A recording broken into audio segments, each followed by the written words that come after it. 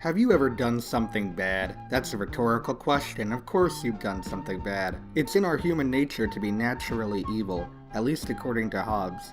I think he said that after getting hit in the head with a snowball by Calvin for the umpteenth time, but that's not important. Hi, I'm a doctor. A doctor in what, you might be asking? That's a good question.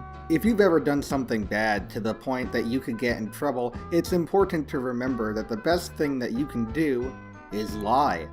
Lie, of course, is an acronym. Spelled out, let's invent and exaggerate. You'll want to invent a story that clears your name and exaggerate the truthness of the fabricated story until all suspicious parties are clearly convinced otherwise. However, inventing a story off the top of your head is somewhat difficult, since not everyone acquires those kinds of skills. Well, the answer is quite simple. Blame someone else.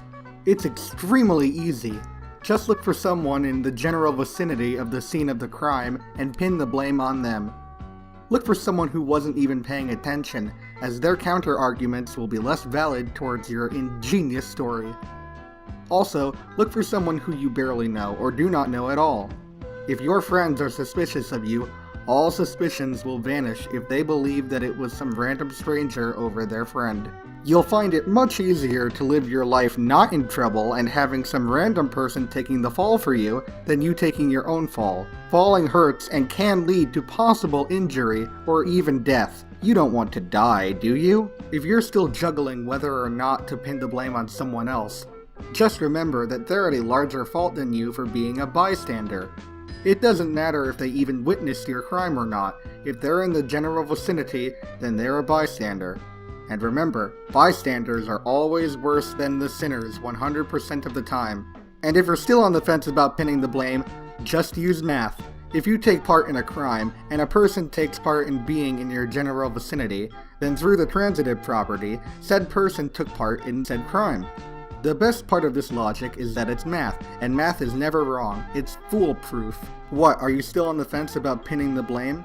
Well, did you know that 100% of people have done and/or continue to do something in their lives?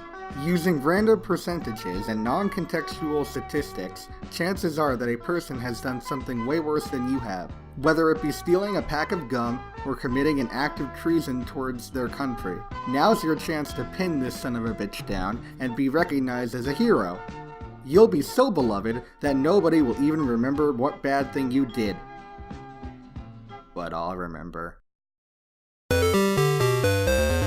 If someone offers you a knuckle sandwich, it'd be rude to deny a free meal. There are people starving in Africa, you know.